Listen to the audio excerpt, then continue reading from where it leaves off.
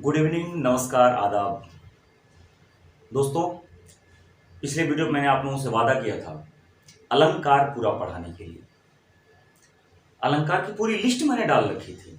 आप लोगों ने देखा होगा कितने ढेर सारे उसमें अलंकार मैंने लिखे थे, और मैंने वादा किया था कि पूरा अलंकार पढ़ाऊंगा।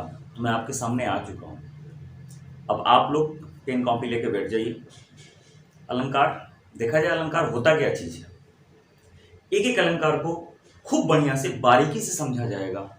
आप बस मेरे साथ ये सफ़र जैसे जितना चले उतना चलते रहिएगा। आप मेरे साथ नोट्स बनाते रहिएगा, और जो बात मैं समझा रहा हूँ, जैसे समझाऊंगा, जिस श्लोक को समझाऊंगा, जिस रचना को समझाऊंगा, तो बगल में लिखते चलिएगा। ठीक है, चलते हैं फिर। बस आपसे कहना बस इतना ही है कि अगर चैनल पे नए हैं और अब तक अगर आपने सब्सक्राइब नहीं किया है तो सब्सक्राइब कर दीजिए प्लीज़। क्या जाता है, कुछ नहीं। वीडियो अच्छा लगेगा तो लाइक कर दीजिएगा और अपने यार दोस्तों में शेयर कर दीजिएगा। सबको बताइए जो मैं मेहनत कर रहा हूँ वो आपके लिए कर रहा हूँ। अगर आपको मेरी मेहनत का ज़रा भी हिस्सा अगर आप तक पहुँच जाए तो मैं समझूंगा मेरी मेहनत कामयाब हो गई। तो आइए चलते हैं। आज वीडियो शुरू कहाँ से करता हूँ। वीडियो की शुरुआत किया जाए शब्द अलंकार से। सीधी सी बात, अलंकार मैंने पिछले वीडियो पर देखिएगा, मैं बता रखा हूँ कि अलंकार कितने प्रकार के होते हैं, कौन कौन से होता है और कौन कौन हमें पढ़ना है। तो आज की शुरुआत शब्दालंकार से हो रही है। शब्दालंकार मुख्य रूप से 6 प्रकार के होते हैं। अच्छा, शब्दालंकार का मतलब क्या होता है कि अगर किसी रचना में शब्दों के प्रयोग से खूबसूरती दिखाई देने लगे, शब्दों के प्रयोग से उसका आभूषण, उसका श्रृंगार, उसका गहना। देखिए, औरतों की खूबसूरती उसका श्रृंगार होता है, उसका गहना होता है। उसी तरह से अगर रचना खूबसूरत बनी हुई है तो कैसे बनी है? उसके शब्दों के प्रयोग से।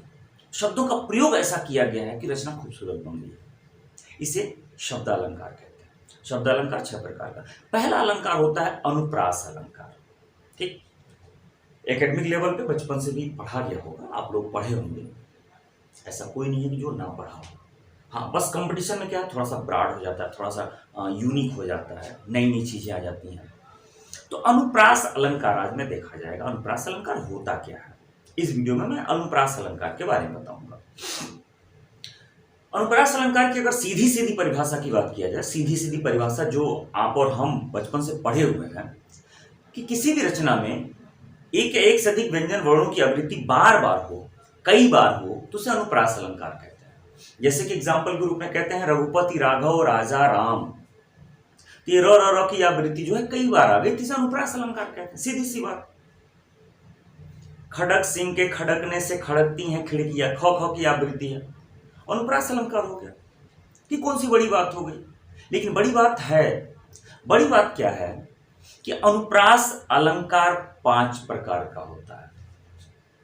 ये बड़ी बात है, और यही मैं आज आपको वीडियो में ये पांचों का पांचों प्रकार बताऊंगा कि अनुप्रास अलंकार 5 प्रकार होता है तो कौन होता है और कैसे हम पहचानेंगे पांचों के प्रकार।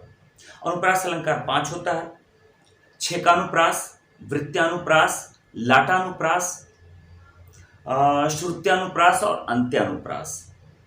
ठीक है, ये 5 प्रकार होता है। देखिए, ये मैंने आप लोगों के सामने ये कुछ लिख रखे हैं एग्जाम्पल।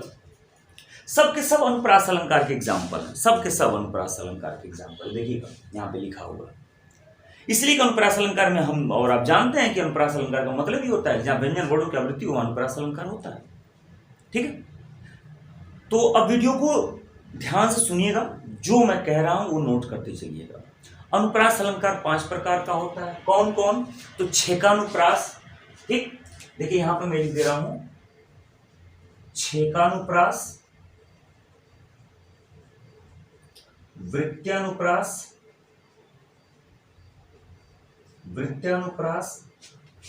लाटानुप्रास,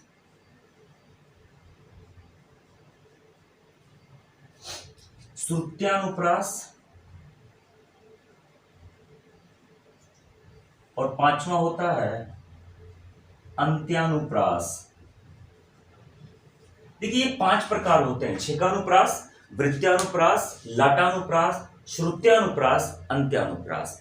ठीक, तो ये 5 प्रकार हो गए। अब पांचों प्रकारों को पहचाना कैसे जाएगा, उसके लिए देखिए। अब जरा इस आप सामने कुछ श्लोक मैंने लिख रखे हैं, जरा इस पर नजर दौड़ाइएगा।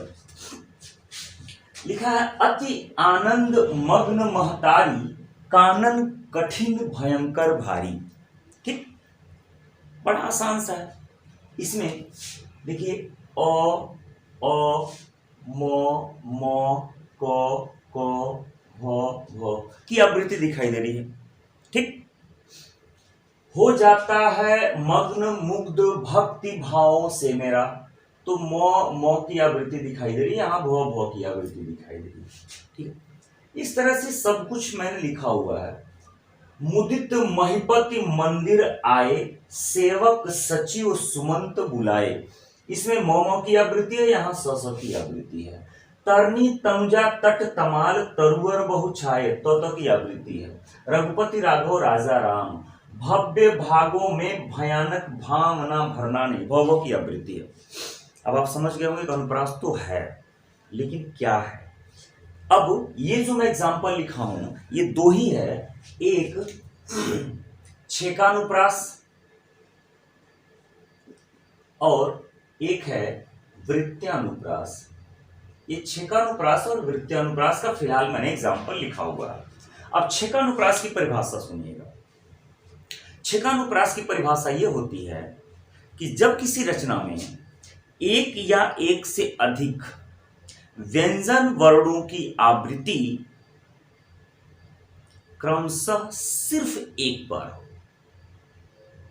छेकानुप्रास की परिभाषा लिखिएगा ध्यान से।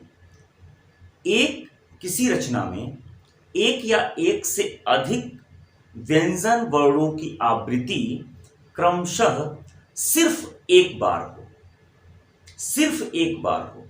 ठीक, इसे छेकानुप्रास कहा जाता है। बात समझ में आ गई? परिभाषा आपने लिख लिया होगा, उम्मीद करता हूं कि एक या एक से अधिक व्यंजन वर्णों की आवृत्ति सिर्फ एक बार, वो भी क्रमशः हो। ठीक, अब देखिएगा ध्यान से, इसमें आइएगा। अति आनंद मग्न महतारी, कानन कठिन भयंकर भारी। एक से अधिक व्यंजन वर्णों की आवृत्ति सिर्फ एक बार हो। ध्यान से सुनिए, मैंने कहा छेकानुप्रास में क्या होता है, एक या एक से अधिक व्यंजन वर्णों की आवृत्ति सिर्फ एक बार होती हो। तो अति आनंद अ की आवृत्ति देखिएगा सिर्फ एक बार हुआ है। मग्न महतारी म और म की आवृत्ति सिर्फ एक बार हुआ है। कानन कठिन सिर्फ एक बार हुआ है, क की आवृत्ति। भयंकर भारी सिर्फ भ की आवृत्ति एक बार हुआ है। यहां पर छेकानुप्रास है। ठीक, दूसरे लाइन में देखिएगा, दूसरा एग्जांपल मैंने लिखा है, हो जाता है मन मुग्ध, म की आवृत्ति एक बार हुई है सिर्फ। भक्ति भावों से मेरा, भ और भ की आवृत्ति सिर्फ एक बार हुई है। ठीक, ये भी छेकानुप्रास है। तीसरे में देखिएगा, मैंने तीसरा एग्जांपल लिखा है, संसार के समर में धीरता धारण करो। तो संसार के समर, स की आवृत्ति एक बार हुई है, धीरता धारण करो, ध की आवृत्ति एक बार हुई है सिर्फ। ठीक है, चौथे में आगे देखिएगा, बगरे विथिन में भ्रमर भरे अजब अनुरागा। तो ब की आवृत्ति देखिए एक बार है, भ की आवृत्ति एक बार है, और अ की आवृत्ति एक बार है। ठीक, तो ये जो मैंने लिखा हुआ है ऊपर का 4 एग्जाम्पल, ये छेकानुप्रास का एग्जाम्पल है। छेकानुप्रास का एग्जाम्पल 4 मैंने लिखा है। फिर मैं कह रहा हूं, परिभाषा आप समझे होंगे तो आसानी से कर ले जाएंगे। परिभाषा क्या कहता है कि एक या एक से अधिक, एक भी शब्द हो सकता है, एक भी वर्ण हो सकता है, सिर्फ अ की आवृत्ति हो जाए। सिर्फ होना क्या है, एक ही बार आवृत्ति यानी कि 2 बार प्रयोग, या एक से ज्यादा भी व्यंजन वर्णों की आवृत्ति हो रही हो तो वो भी कितनी होनी है, एक ही बार आवृत्ति होनी है, यानी कि 2 बार प्रयोग। इसमें भी देखिएगा अ की एक ही बार आवृत्ति यानी कि 2 ही बार प्रयोग हुआ है, म की 2 ही बार, क की 2 ही बार, भ की 2 ही बार प्रयोग हुआ है, यानी कि आवृत्ति एक ही बार हो रही है। ये चारों में देख लीजिएगा। ठीक है, अब नीचे जो 4-5 एग्जाम्पल मैंने लिख रखे हैं वो वृत्तानुप्रास का एग्जाम्पल है। वृत्तानुप्रास, अब वृत्तानुप्रास किसे कहते हैं फिर सुनिएगा, फिर वही परिभाषा सेम देखिएगा, ऊपर से थोड़ा सा फर्क कैसे किया जाएगा। एक या एक से अधिक व्यंजन वर्णों की आवृत्ति कई बार हो। फिर सुनिएगा, छेकानुप्रास में मैंने कहा था कि एक या एक से व्यंजन वर्णों की आवृत्ति सिर्फ एक बार हो। यहां मैं कह रहा हूं कि एक या एक से अधिक व्यंजन वर्णों की आवृत्ति एक से ज्यादा बार हो, यानी कि कई बार हो। तो जब आवृत्ति सिर्फ एक बार हो तो छेकानुप्रास होता है, और जब आवृत्ति एक से ज्यादा बार हो यानी कि कई बार हो तो वृत्त्यानुप्रास होता है। आइए इधर देखिए, लिखा हुआ है मुदित महिपत मंदिर आए सेवक सचिव सुमंत बुलाए। देखिएगा म एक से ज्यादा बार आवृत्ति हो गई। यहाँ पर देखिएगा म एक से ज्यादा बार आवृत्ति हो गई। यहाँ लिखा है सेवक सचिव सुमंत बुलाए, एक से ज्यादा बार आवृत्ति हो गई, ये वृत्त्यानुप्रास है। यहाँ पे देखिएगा बंदव गुरु पद पदुम परागा सूरज सुभाष सरस अनुरागा, यानी कि प एक से ज्यादा बार आवृत्ति हो गई है। स एक से ज्यादा बार आवृत्ति हो गई है। ठीक है। तीसरे में देखिएगा तरनी तमजा तट तमाल, इसमें एक ही व्यंजन वर्ण की कई बार है। देखिए इसमें तो दो व्यंजन वर्णों की कई बार आवृत्ति थी, इसमें तो की कई बार आवृत्ति है। वो व्यंजन एक हो सकता है, एक से ज्यादा हो सकता है, लेकिन आवृत्ति एक से ज्यादा हो तो वृत्त्यानुप्रास कहा जाता है। व्यंजन एक हो सकता है, एक से ज्यादा हो सकता है, लेकिन आवृत्ति सिर्फ एक बार हो तो उसे छेकानुप्रास कहा जाता है। यहाँ देखिएगा भव्य भागों में भयानक भावना भरना नहीं, भव की आवृत्ति एक से ज्यादा बार दिखाई दे रही है। रघुपति राघव राजा राम, उम्मीद करूं समझ में आ गई आपकी बात। परिभाषा समझ में अगर आपको आया होगा तो ये रचना दिया होगा। तो अब देखिए आसान क्या होता है एग्जाम में, इसमें से कोई भी दे तो कहिएगा अनुप्रास अलंकार, सब अनुप्रास अलंकार है। ये तो बड़ी आसान सी बात हो गई, लेकिन कठिन कब हो जाएगा, इसमें से कोई एग्जाम्पल देगा और कहेगा ऑप्शन में चारों ऑप्शन क्या दिया हुआ है, छेकानुप्रास, वृत्त्यानुप्रास, श्रुत्यानुप्रास, अंत्यानुप्रास, तो फंस जाएंगे आप सीधे से जानते रघुपति राघव राजा राम कौन सा अलंकार, तो कहते हैं अनुप्रास अलंकार। लेकिन क्वेश्चन पूछ रहा है कि रघुपति राघव राजा राम कौन सा अलंकार, और ऑप्शन दिया है छेकानुप्रास, वृत्त्यानुप्रास, श्रुत्यानुप्रास, अंत्यानुप्रास।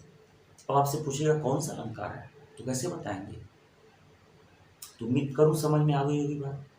तो ये रहा आपका वृत्त्यानुप्रास और छेकानुप्रास। तो छेकानुप्रास, वृत्त्यानुप्रास, जब सिर्फ एक बार आवृत्ति हो तो छेकानुप्रास होता है, और एक से ज्यादा बार आवृत्ति हो तो वृत्त्यानुप्रास होता है। ठीक है। तो ये आपका दो अलंकार मैंने पढ़ा दिया आपको, अनुप्रास के दो भेद, अभी अनुप्रास के 3 भेद बाकी हैं। ठीक है। तो चलिए, उम्मीद करता हूँ समझ में आएगा, धीरे धीरे चला जाएगा।